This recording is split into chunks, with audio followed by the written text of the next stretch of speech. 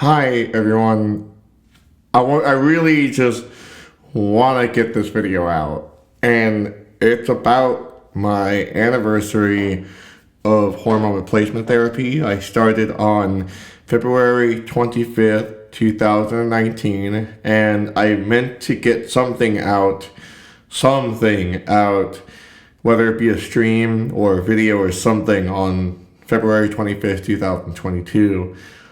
That wasn't the case because I was in the middle of working on something very long and very winded, and I still plan to get it out, but at a much later date. I would expect it to be out in June, honestly, because the content of the video is way too long, and it's a lot to talk about. Like, it's not even mostly about my hormone replacement therapy, which that's what my 3-year anniversary should be about. Though I still plan to, like I said, release that other video. The thing is that within the time of me making that video, I realized that really heavy scripts and really heavy recording and really heavy amount of editing is way too much for me to handle. So you're getting a single take recording. You're gonna have all my fuck ups. You're gonna hear the chair kind of like wobble around from time to time, like I'm doing right now. You're gonna hear me like stutter occasionally, repeat some things on occasion. You're gonna hear me just clear my voice like that. Hopefully you won't hear me make some other gross sounds I don't want y'all to hear. But yeah, I feel like this is necessary for my visibility as a trans person, as a trans non-binary woman. And yeah, I'm going to talk all about what it was like to be on hormone replacement therapy for 3 years. But before we do that, I want to talk about actually what took place before that. In other words, my coming out. So it kind of starts like this, basically. Like in around 2014, 2015, I started realizing that like all these thoughts that I had about myself, they were always just like, not just unhappy with my self-image, but like how I was like represented in society. And that is like, I was always represented as like this really, really, really big kind of like dependable person that, you know, was gonna be like the breadwinner. Like, I feel like not only my family, but also my partners in the past at this point had kind of like always expected me to be some kind of like, you know, overexertable breadwinner. And I think that, like, you know, that does say something about how men are perceived in society, usually against their will on that aspect. And that's a pretty good feminist critique on that on its own right. But it went a little further because, like, whenever I, you know, kind of like thought about being more femme or representing more femme, there was always something in the back of my mind telling me that I really can't do that, you know, like without getting extremely reprimanded. And I started coming out to a few friends over time, like about this. And some friends had even begun to say, well, maybe you're trans. Maybe you're not a dude. Maybe you're something else entirely. And you may need to do some soul searching on this kind of stuff. And that I did. I did a lot of soul searching. Like, It took me a good while to be able to come out publicly about it and announce that I was transgender.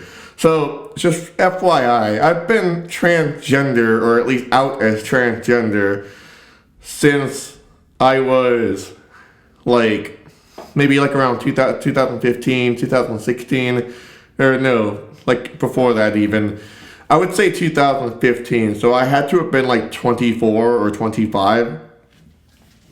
And at around that time, that's when I started to like get a lot of people that I was friends with kind of like ghosting me over time, as well as family.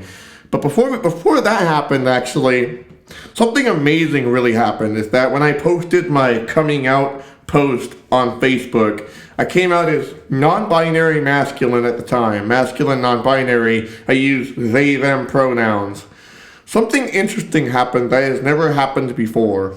And keep in mind, I didn't really have much of a transgender, non-binary, like Facebook friend list group. You know, I wasn't in the circle, if you will.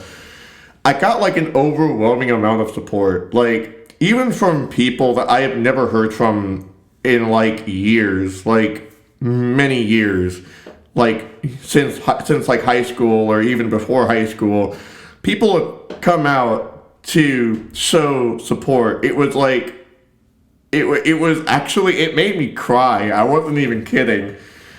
But there were a handful of friends that, and family even, that took issue with this, and some of which were on my friends list. One of which I'll talk about is my friend, who I will refer to as Anthony. That is not his real name. I'm using that to protect his identity. But we will be calling him Anthony throughout this video here. So Anthony and I, before this event where I came out as non-binary transgender, I was really close to Anthony, friendship-wise. We had a very kind of like, and I hate to bring this up, homo, no homo kind of friendship, relationship, if you will, where like we both saw each other as very beautiful, but we still took like a romantic and sexual interest in women, and we had like really deep, kind of like very personal conversations about stuff that we would do, like if we were in a relationship, like dates we would go on, even down to the nitty gritty stuff. But over time, I started to deviate from that. And I thought he was too for a long time. I thought Anthony was in some way, shape, or form, not necessarily going to come out as transgender or non-binary, but maybe gay or something, a cis gay man or something like that. I don't know. That could be very well plausible. I mean, and maybe he is today. Maybe he isn't. I don't know. I don't know what he's doing today. He's not friends with me anymore. So when I came out as non-binary, like suddenly I noticed that he was absent from that overwhelming crowd of people, like giving me like support and shit. And I don't know if like, well, no, I do know, because like, not necessarily because of that specific instance, but it was that moment where like, because he was regularly responding to my posts on Facebook, he was regularly commenting, engaging with me and stuff. But when that happened, that's when things changed. And Anthony just started to like, not be in my life as much, to the point of it being none at all. He wasn't even in my life. And it started to break my heart, and I started to like be in denial about the whole thing, because I didn't really have any conclusive kind of like thoughts on the whole thing. It started with him just saying, I'm busy, when he's clearly not busy, or maybe he wants to do something else. I get that. But it was like to the point to where he wasn't being honest about some of this stuff. And then like there was one point where I wrote a letter. I didn't know if this was the best choice to do, but I wrote a letter, hand wrote it, and I asked Anthony to please reach out, just say something. I put the letter in a bag, like a plastic bag, and then I put this t-shirt that he gave me. He also had another copy of the t-shirt that he made for himself, and it said heterosexual life mate. And it's kind of cringy, TVH, but he gave it to me on my 21st birthday, and I wore it with pride because it was rainbow colors, and it was pretty cute and funny. But, it's cringy now. But I put that shirt in the bag along with the note, and I hand-delivered it to him on his porch. I didn't give it to him in his hand, I guess, but I left it on his porch. It was a very rainy day, and I got a lot of anxiety, like, entering the property just to leave the note on the porch. So I just, like, threw it, and it landed right there.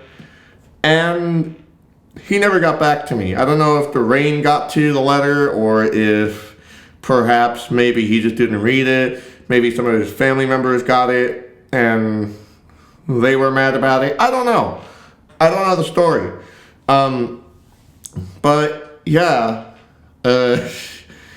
after I realized that he was not going to respond to me, it was like the day I had to go to jury duty. I was waiting in the car for me to go in to the courtroom, and I was thinking about my friend Anthony, and I started to cry, like, really hard. It was like the first time I felt like heartbreak from, like, losing a friend who just completely ghosted me.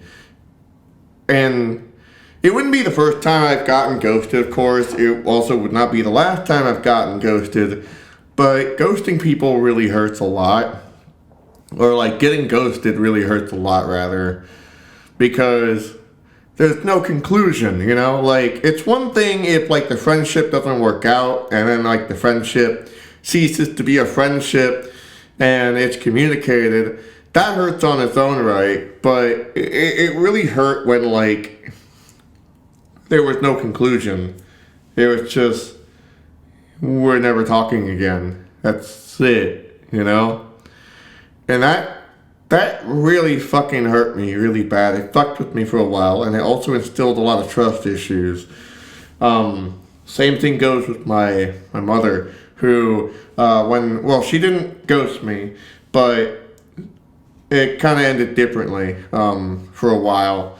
So when I first came out, she was on my friends list, and I decided not to hide it from her. I decided, I'm just gonna be upfront. I'm a transgender, non-binary man, I guess, or something like that. That's how I kind of went by the time, because I was still trying to see what worked for me. And her first response, not to the comment, she told me this privately. Her first response was, it's really hard to say this, content warning, I'm sorry. Her first response was, you can't just cut off your dick. Or you can't just cut your dick off. Like, that was wow. There's several things about that I just really need to talk about when it comes to shit like that, okay? It's not even just that it was my mom talking about my genitals in that way.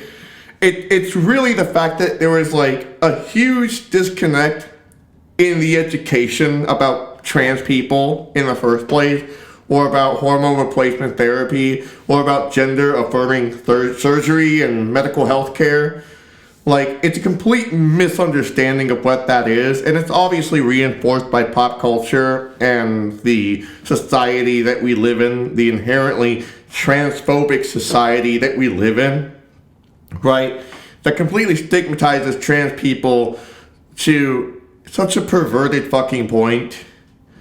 So when you hear people, like, ask you questions about your genitals, like, especially in a social setting like that, or even just in an intimate setting, like, from your family, it almost feels like assault in some way, like that a boundary has been breached. And that's something I can't let go. Nowadays my mother and I are really trying to, like, mend the bridge that was broken previously. And I feel in some way like my mom may even, like, not want to hear what I'm about to say or what I have been saying about her in this respect. I don't want to give off the impression that my mom's a horrible fucking bitch in this case. But if you're saying shit like that to trans people, like, you really need to check yourself. There's a lot of education on trans people, whether it be, like, gender-affirming surgery, puberty blockers, hormone replacement therapy, pronouns, the culture around trans people, trans liberation, trans and queer history. There's like a plethora of that information out there. Not even just like on my own channel. I'm talking like everywhere, even in academia, even in the medical field. It's almost like unanimously agreed that, if not unanimously agreed, that trans people, especially children, benefit well mentally and physically from gender-affirming healthcare, whether it be like, prescription or surgical. And if you're saying shit, especially to your own child, like, you can't just cut your dick off.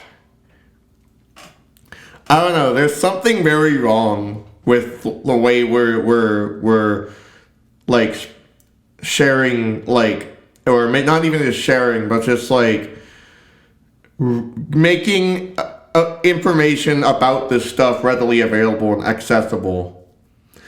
If like, Fox News is more accessible than, a college education, there's something seriously wrong with our society. Let alone if Fox News is more readily available than healthcare in general. And that's not even just for trans healthcare, that's for all healthcare, COVID-19 healthcare included. So I just find there to be a lot wrong with our society, and it has affected the way people around me have communicated with me. So likewise, after all this happened with the overwhelming support, but the backlash from some of the most important people in my life at the time, it eventually got to a point to where I had to kind of like keep it under wraps, keep what I'm doing like hidden for a while. And that also meant like the way I dressed out in public, the way that I, researched hormone replacement therapy, because that was the first goal of mine, to get hormone replacement therapy. And I put it off for a while at that point because I didn't know who to go to, where to go to, what all that information was like. Some of the only trans friends that I had, they had like very privatized like trans healthcare that it was like Kaiser, and you have to be very, very, very privileged to get Kaiser healthcare. Whereas me, I was on the state healthcare at the time. So, as I finally convinced myself, that's it, I'm gonna do hormone replacement therapy. I think that's necessary. I looked into it. I fucking dug real deep into it. I found an informed consent clinic. It was in West Hollywood, or no, just Hollywood. It is called the Los Angeles LGBT Center, and my doctor was Olivia Campbell. And if you are in the audience right now listening to Olivia Campbell, or going to see Olivia Campbell rather, tell her Skylar says hello. So as I go to this informed clinic, I am covered in like complete black clothing from top to bottom. I got something that represents like a long black skirt, and I'm covering my head, I'm covering my face, I'm covering my like chest and my sleeves and everything.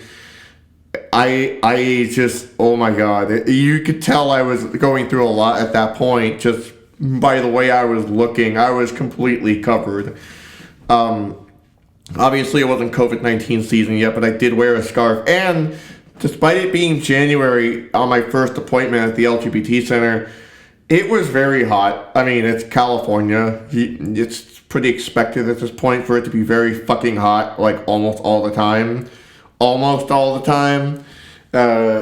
But yeah, the first appointment was pretty interesting. I thought I was going to get my hormone replacement therapy then, and then it didn't. So I then decided to start going to, like, it regularly as much as I could. I fucking advocated to go there as much as I could. And eventually I did get hormone replacement therapy. I was prescribed. I had to do like an intake analysis and stuff like that. I had to get, their 1-2 about the whole thing, about the whole HRT process.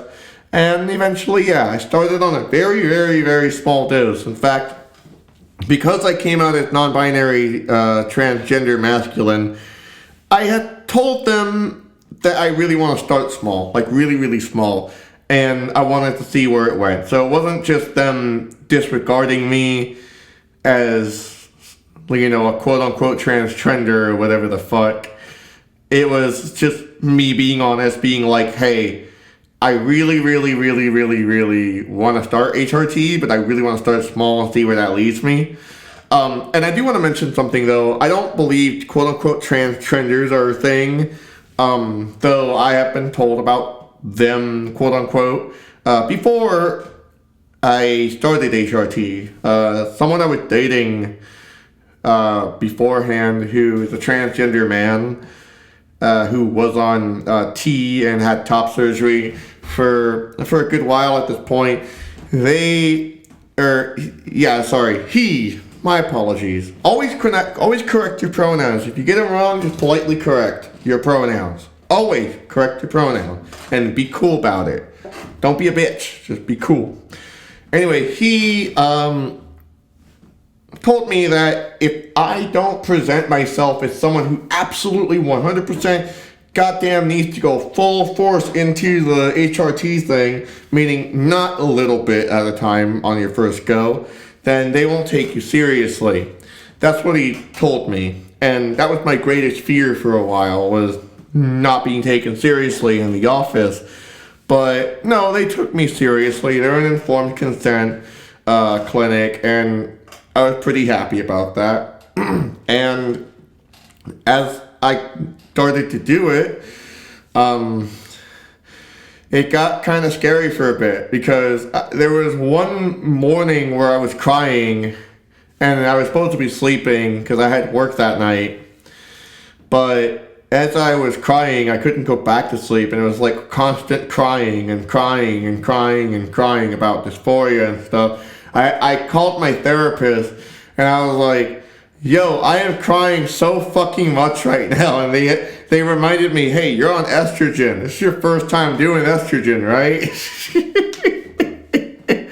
And it was just, I was like, I don't know why, but my mood completely changed. I started crying and laughing at the same time, and I went back to sleep for a little bit. It was kind of a heavy morning, if you will. But yeah, like, I started to do HRT, like, while I was working somewhere. It was a graveyard shift at a warehouse, and that job just, it really fucked with me, because they started saying shit like, you can't come in dressed up as a woman, kind of thing. They started to say that, like, your health care is not essential and all this stuff, and that, like, my appointments did not require time off. They needed to know the specifics when I tried to explain to them that they're not legally required to know the specifics.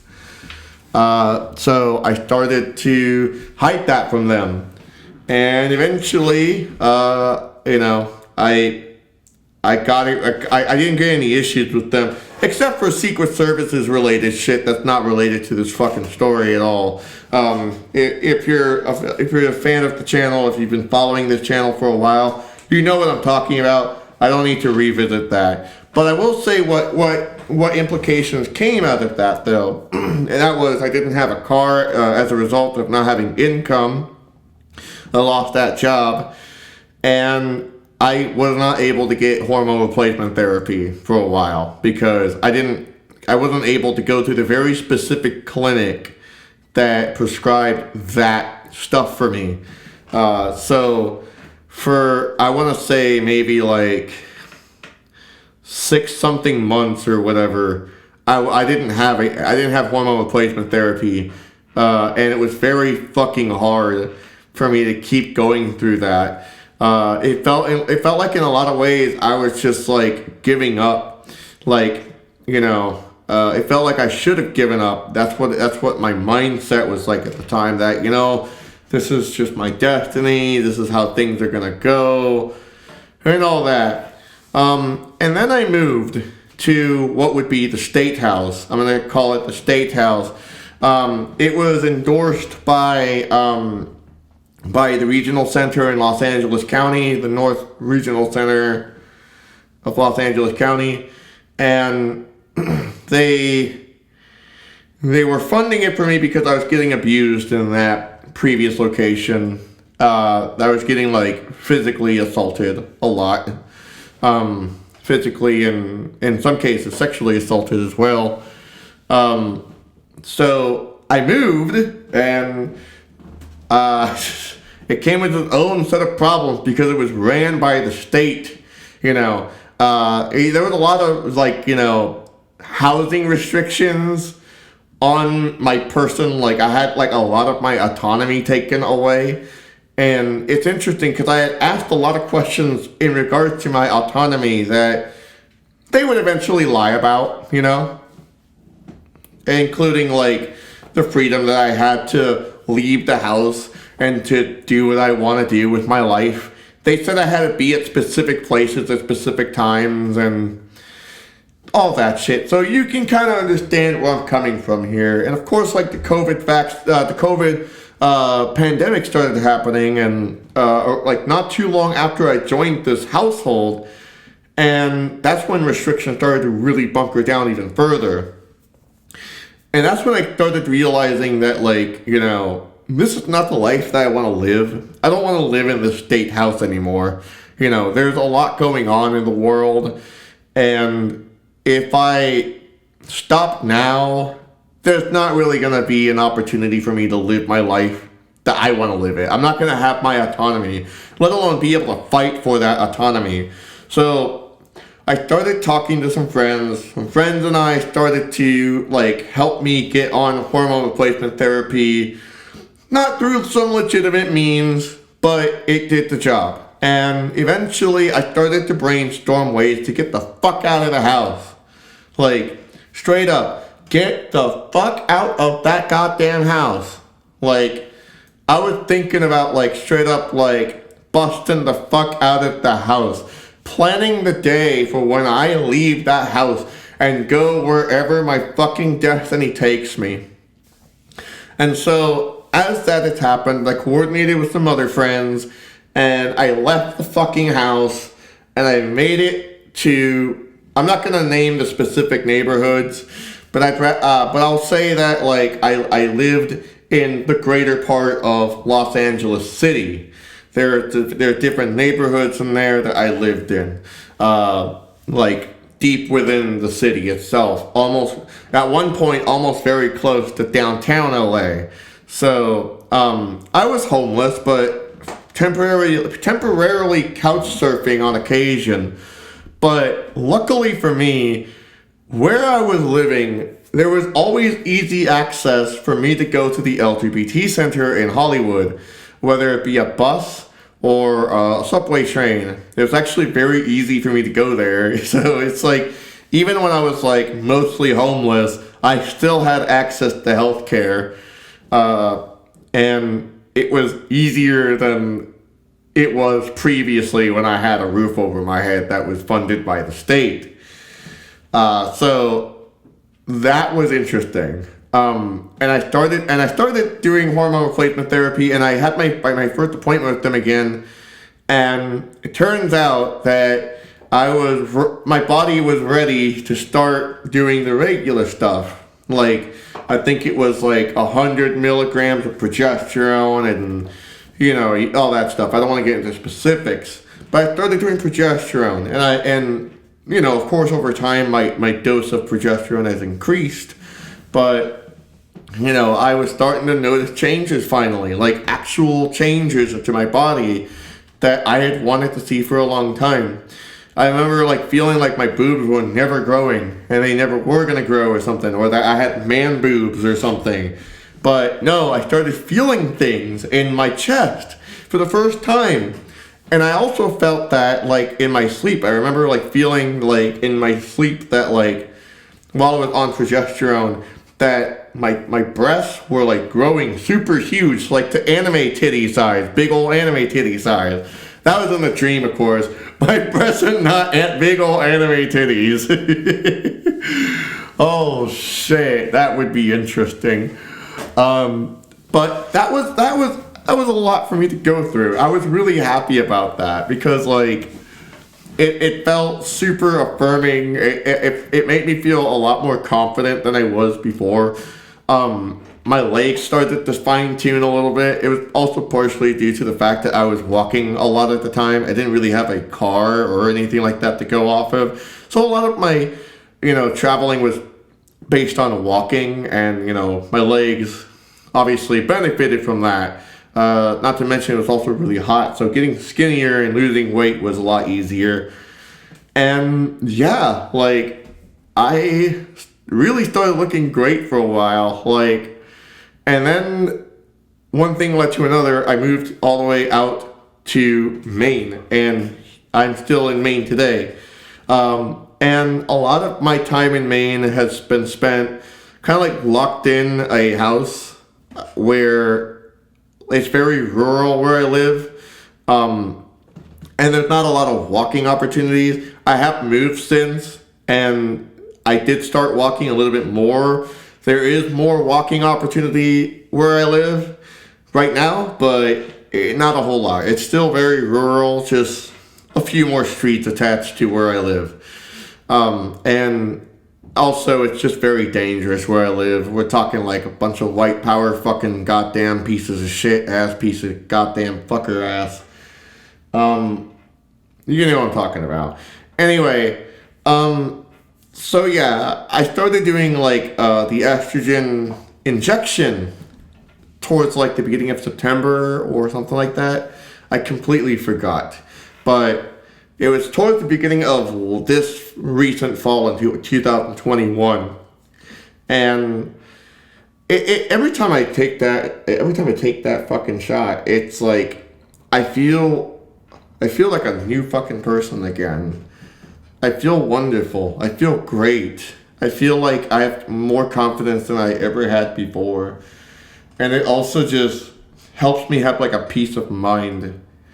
Like, and I can look at myself with that confidence that I've always wanted. The confidence of just being my true self and being my honest self.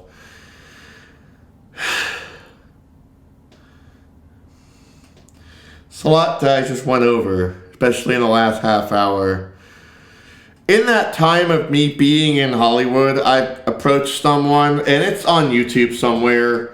I don't know where, and they obviously edited it in a weird, funny way. Some evangelical YouTuber that had like 3,000 subscribers at the time was interviewing Hollywood, saying that Hollywood was full of pedophiles, and it's the typical conspiracy theory shit. Not saying that Hollywood isn't full of pedophiles. It's usually attached to some anti-Semitic conspiracy theory. You know what I'm talking about. But they were accusing regular bystanders of being pedophiles just because they were located in Hollywood, California. That kind of thing. But, I decided to go up there because this guy was, like, approaching this woman on a very, like, forward, kind of, like, very rude, kind of, like, breaking boundaries kind of thing, like, not listening to Leave Me Alone. So, in my video, or not in my video, or my section of the video, I just showed up, and they like, were telling me to leave them alone, but, like, I was like, hey, you're harassing these other people, and, like, you're not willing to talk to them, little old me. And, of course, like, they used the whole, like, oh, look at this transgender woman, like, this transgender person is, like, manipulating God's work on the body. Well, you know what, as someone who has a no gods, no masters tattoo on my fucking arm, I'll just say one thing. Fuck whatever God did to my body. Like, I have autonomy, not free will. Fuck that. I have autonomy. I'll be my own damn person, and I'll do what I want with my own damn body. And so can you. Like, literally, y'all can fucking stay the fuck out of politics that revolve around transgender autonomy. Y'all can stay the fuck out of politics that revolve around women's right to an abortion. Fuck you. Like, there's a reason why people are leaving Christianity, like, on a grand scale, even though Christianity is still the majority. Like, people don't like Christianity for a reason. Like, even, and it's usually the people who are the loudest, like, that are fucking propagating hate. Like, I understand that not all Christians do this type of stuff. Christians don't do this on a regular basis. Christians don't go out and preach and shame others for being themselves. But the loudest ones are the ones with money. The loudest ones are the ones with bigoted views. And the loudest ones are the ones who are uninformed and will go out of their way to propagate misinformation that, as I have said earlier, there is plentiful amount of information in the medical system and in academia to prove that gender-affirming healthcare is necessary for trans people and trans children.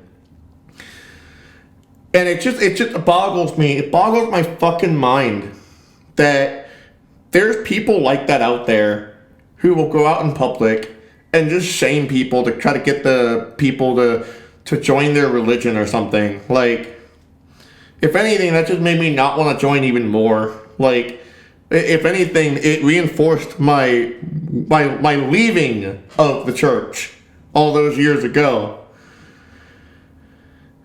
And by my fucking God, I am fucking glad that I left the church.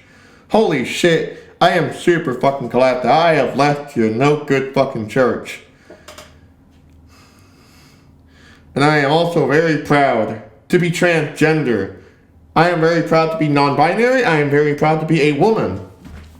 I am very proud to be queer.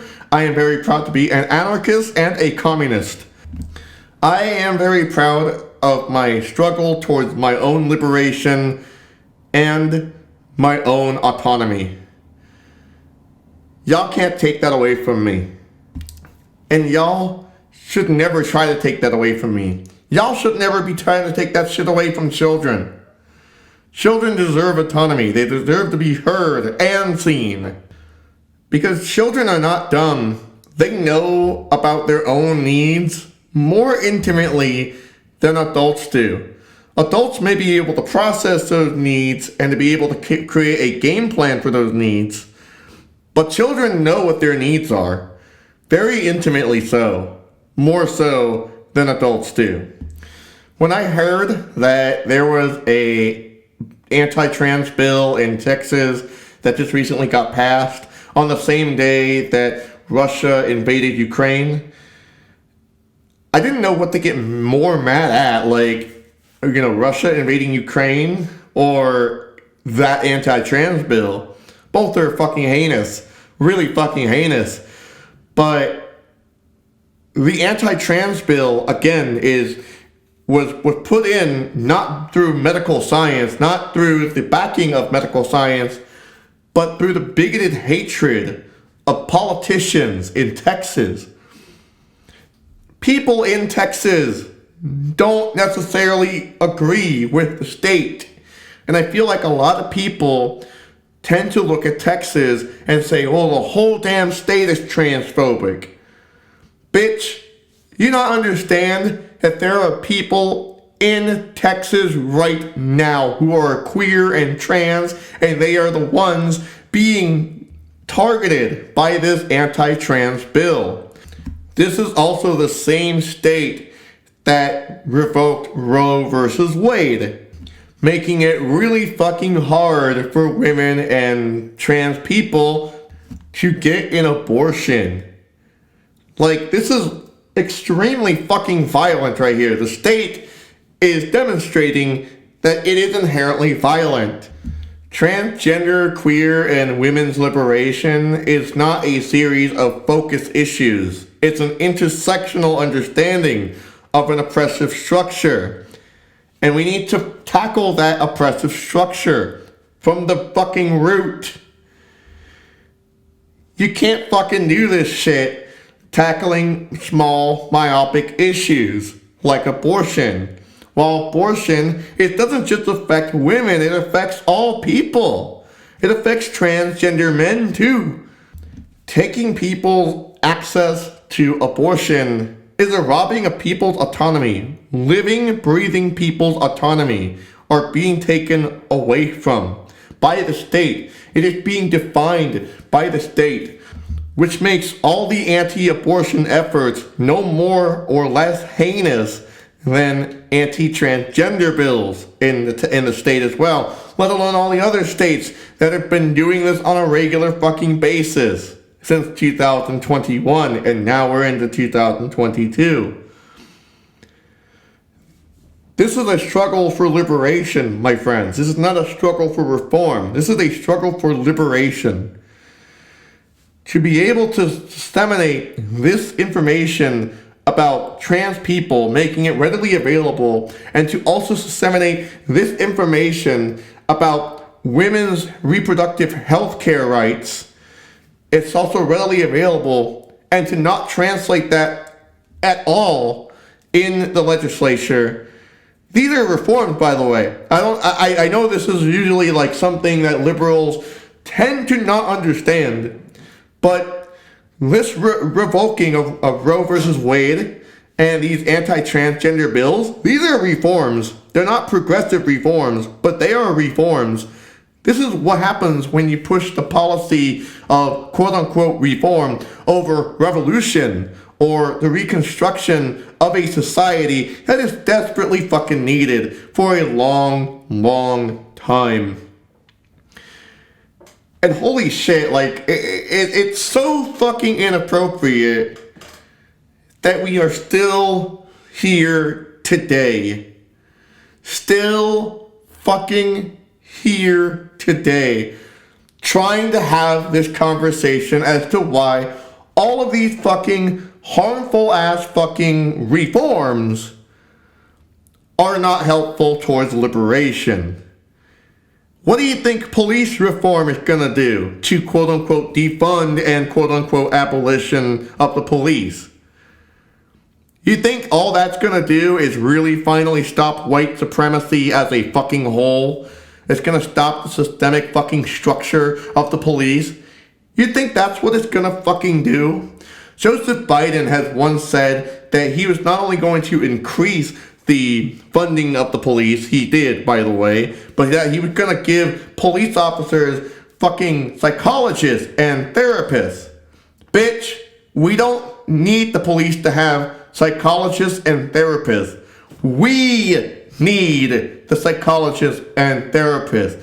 We need that form of healthcare readily available for us. All of us, not just trans people and not just cisgender people. All people need health care. That is what these are about. That is what these pushes for political reform are about in terms of making systemic change. But the tactic has been horrifically just like not helpful, even a little bit. Like, oh, holy shit. They've been several steps backwards. This is literally like what the Biden administration, like, quote unquote platform was pushed on. You know, it was heavily campaigned on the idea that we're not Trump and we're gonna make things better. Not all the way better, but better. Things have gotten worse, bitch. And I think people need to start listening to trans people and queer people, black and indigenous communities of color. People need to start listening to all of us. Not just some of us, but to all of us.